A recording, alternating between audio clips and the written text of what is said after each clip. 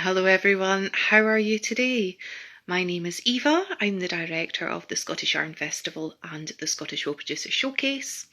The former of those events is going to happen once more in Perth on the 9th and 10th of September. And the reason that I'm doing a live today is we're in a brand new series of little Instagram chats with some of the vendors that will be joining us in Perth this year. So I'm just pausing a moment and I'm hoping that I will be joined by Louise from Bow Fiddle Yarns. So we'll just see what's occurring. People are joining. Hello. It's a bit of a funny time, but the joy of doing these lives is that we can save them to our grid and to our YouTube channel as well. Because I know what it's like. So I try to think, oh, hello, Beagle, my love, are you coming? Because I've been looking behind the scenes and there's a few folk coming from Switzerland this year. Yeah, hello, Louise. I got slightly sidetracked there. I think we were both sending invites to each other at the same time. Yes, I know. I was just watching everybody joining and I'm like, oh, I'm in a queue. I hope she finds me. So I'll find you, but Yeah. I normally kind of wait to see if someone's kind of looking and watching before kind of sending that invite because, yeah, it's technology in Scotland as well. It's temperamental at the best of times. Oh, yes. Yeah. We're supposed to be getting fibre, hopefully by October, so fingers crossed our technology will be a bit better. Well, definitely, Beagle, my love. You're not coming this year. That's such a shame. But please do check out the details for our CAL because you can still get to join in the festival spirit vicariously at home. You know, we can do that. Can't hear you. That's strange. Is anyone else having problems hearing us? Is it an isolated thing? Because I can hear you, Louise. Okay. I can hear you. That's fine. Can you hear me? Yes, I can. Right, loud and clear. Yeah, is anyone else having any sort of audio difficulties? Okay, so yeah, hello. I think I think you're looking pixelated. See, I thought Louise was looking a bit pixelated. So that's a bit strange. I think we're just going to have to go for it, unfortunately. It's what we were saying about technology, isn't it? Yeah, I think you're a bit sharper now. I don't know if there's maybe just a something going on, but it is what it is. Instagram's a free platform, so we just need to go. You can hear us now. That's great. Maybe it was just a bit glitchy for a moment. Sound is good. Fabulous. Sound is good. Images might not be. But it is what it is. So people tuning in who may not have met you before, Louise, I mean, I know you. I think you've joined us 3 times. Is it 3 times now? I want to say it's 3. I think it's as many. 3. I don't know. It all just merges into one big happy fibre festival in my head. I can't remember where I've been in, but I have been as a customer at what was Perth, and I've been as a vendor for I think maybe 3. I can't remember. It's all good fun. Okay, so yeah, I do know you were with us when we had the condensed version. Yeah. Mm-hmm. Which would have been 21, 22. I'm pretty sure. See, I want to say that you've been with us 3 times, but I'm not quite sure. So anyway, we're just kind of blethering now, aren't we? Okay. So we're doing these lives. Louise, introduce yourself to the people who don't know who you are. Oh, everybody knows who I am. No, I'm Louise. I'm the dyer behind Bow Fiddle Yarns. I started dyeing. I think it was 2018. I was diagnosed with breast cancer in 2017, and I basically crafted my way through my treatment. And at the end of it, I went, I want to be in the fibre world forever. So I thought, right, let's see if I can dye yarn. And I thoroughly enjoy it, and I love meeting people and just seeing what they make with what I make. So it's just a fantastic industry to be in, because everyone is really supportive and it just loves, you know, fibre people are the best as far as I'm concerned. So yes, and I'm fine now, by the way. Yeah, I was going to say, I think, yeah, yeah. I mean, you've come on. It's quite a thing to kind of work through and come out the other side, and Mm-hmm. the emotional impact. And it's not just you. I mean, it's your cancer journey, but it's the impact it has on your family as well, Yeah. and all those things. So, Mm-hmm. so much more power to you for Yeah. getting through it, being one of the lucky ones, Yeah. and being able to, have the courage to decide that you want to change the other aspects of your life as a result of that, and you're flourishing. I mean, you've got a triple stall with us this year. You've got I one of the bigger know. I stalls, so know. it's wonderful to kind of be part of your journey through that and seeing your Yeah. business growing. And yeah, we're delighted to have you back and to kind of Oh, just see keeping expanding, and look at that glorious wall of colour behind you. I know. Just a small section. I'm building it up, ready for Perth. Definitely. When is the festival? The festival's the 9th and 10th of September this year. Yes. Yep. That's the Scottish Yarn Festival, what used to be called Perth Festival Yep. of Yarn. We have a smaller, more bespoke one-day event that will be happening again in the spring, but we're not talking about that one just now because it's confusion. Confusion will reign. Yep. It's like, don't stop. I do not stop. No. Anyway, this is not about me. This is about you, Louise. So Okay. what we're doing on these sort of themed lives is we're asking each of the vendors who wants to come on to show us 3 things that people coming cannot miss from your stall, and then Okay. who you can't miss when you go to the event, who you're most looking forward to seeing. So Okay. let's do your items first. What have you got to show us? And I appreciate that you are on quite early because we've got like 2 months before the festival, but we've got over 40 of these wee chats to do, and trying to get everyone scheduled in is, it's not ducks in a row, it's squirrels at a rave.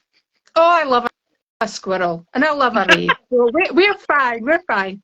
See, the benefit of being on early is that people could join in with the knit along They and can. have something ready for wearing at the Scottish Yarn Festival. That's what I'm looking forward to. So I was thinking, actually, I'm going to cast on the Saturday shrug. So I was pooling ideas this morning actually, just to see what would go. So my first option, this, you know me in colour, this one, which is Ooh. a bit of mohair, and it's inspired by Annie Lennox Diva colour. So it's the showgirl one. So it's got greens, pinks, and oranges. So I thought that would look nice in with that. If you could do Very that. 90s vibes through all that. I mean, when was Diva? Was Diva 92, 93? I want to say it was early 90s. Yeah. I just thought, oh, that would be a pop of colour. But then I It's thought, well, maybe, fabulous. Yeah. or you could go pink and tone it down a fraction. Tone it down a fraction. That's just not me at all. And then I was like, oh, but then you could go maybe with a drumstick and have some pear drops. So a sweetie type theme with the pink. So that would be a bit more subtle. So I'm not sure which one I'm going to go for. So who Yeah. knows? Maybe it's a wait and see. Keep an eye out on the socials and find out what I actually do cast on later I on love that tonight.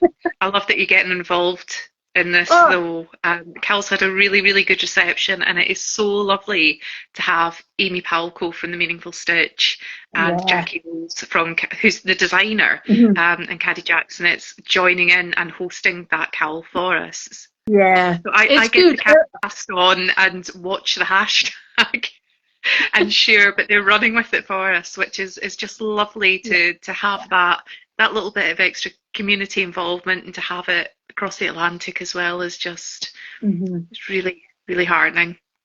And I love a knit along because everyone is so supportive, and everyone kind of, people that are joining in and seeing everybody's colour choices and go, oh, I might not have initially put those colours together, but they really work.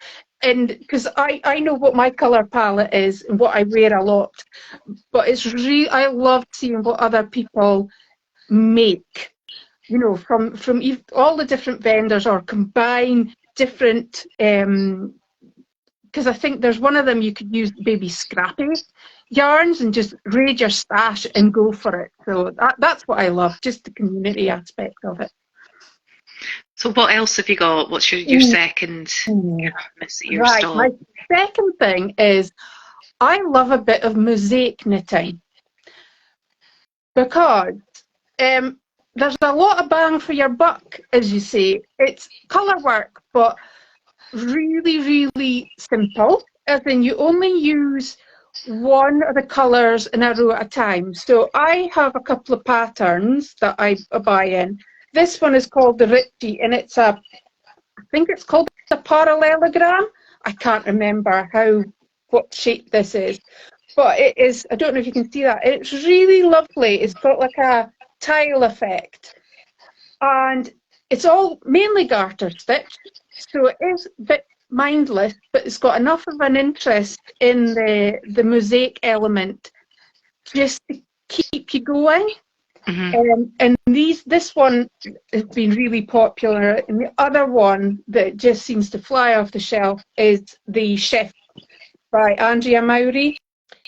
I have had this one hanging up at different festivals, and everyone just stops and looks at it. And it looks really complicated, but again, it's slip stitches, so it's a really nice introduction to colour work without having to take the leap of faith of yarn management.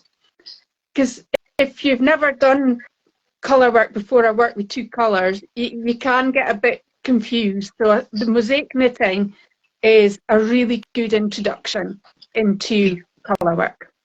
So, you just don't need to worry about colour dominance when it comes to mosaic knitting or crochet at all. And that design, the Chef, I mean, it's iconic now, isn't it? But a bit like a Cal, I love when you look at some of these like really popular designs that people have picked up and run with, and every single maker, crafter kind of makes it their own. Yeah. So it's lovely to kind of see your colour choices in it, because I was looking at it there at first going, I know that pattern, I can't quite put my finger on it. And that's, and it's the colour choice. Is when you see it in different colours. It's like, okay. And I like, I know a lot of people have made the night shift as well, but because this one's a cowl and it's joined at the back, it's so easy to wear, just to put on. So I think there's a lot of people have knitted the night shift and then went, oh, I'll knit the shift as well, just as a smaller item. It's a great gift knit as well. So. Okay.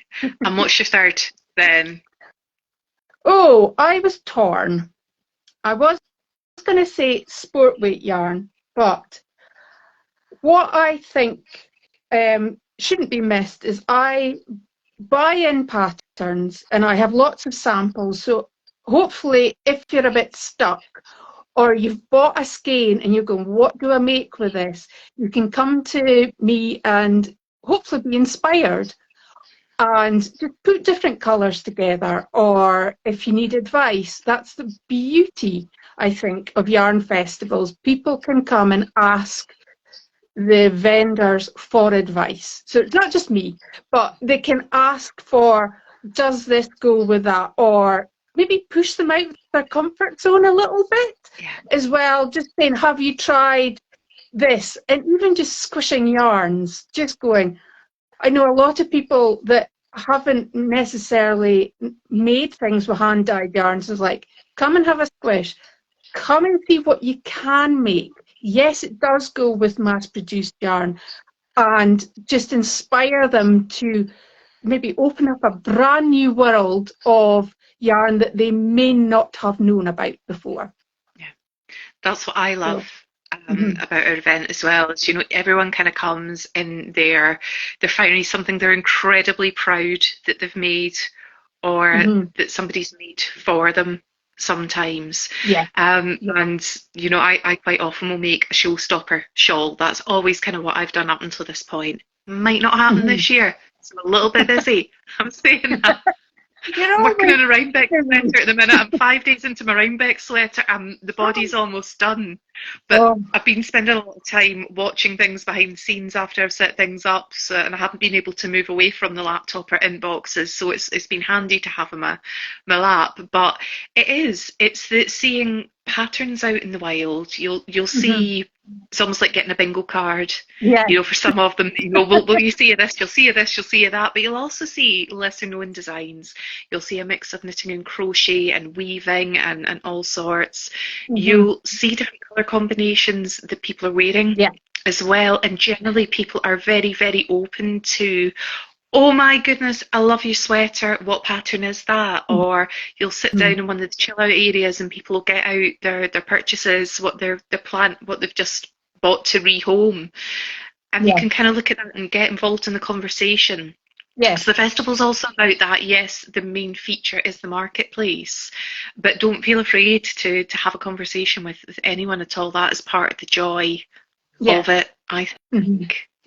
One of my abiding memories of the festival is seeing people in the breakout area and people that I'd never met before, and one sitting like this and they're winding a skein because the person has been desperate.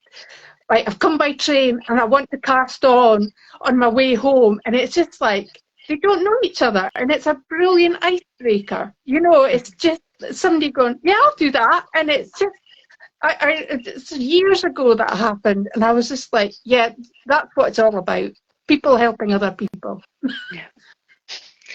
So lots of inspiration and ideas there, and reasons why your stall is one of the ones to go to. But who are you most looking forward to seeing, or what product? I just love, there's two reasons I love going to yarn shows. One is catching up with all the other vendors, because what we do kind of in isolation. So it's only when we get to shows we get the all the chat and all the nonsense and all the hilarity that goes along with the giddiness of us being all together. But I'm really excited about Baltic knits.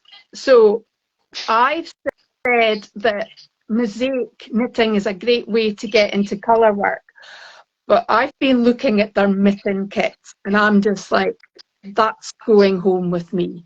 And they look like they're in a gorgeous kit box, a gift box, so perfect for someone that is a knitter, and you want to get something, but you don't know if they're a shawl or their size, so you don't want to necessarily buy too much yarn if it's the wrong thing. But these mittens just look absolutely fantastic, and it's like, I'm definitely going home with one of them. It's just something different, and I thought I've done colour work, but not as small as that, so that's going to be my challenge. Yeah, I believe that they're coming up with an exclusive pattern and colour combinations for the festival as well. Oh, I'm having one of those then. So I don't know any more. I don't know any more than that at the moment, but certainly it was something that they mentioned on the application form. And we put questions like that in the application form, and it's not to catch anybody out. It's just so that we know in advance if there's something like, all our vendors and all the products are special, but there's some things that are just like extra special. You've got that show exclusive, or you've got a something, and then we can kind of highlight and share that as well.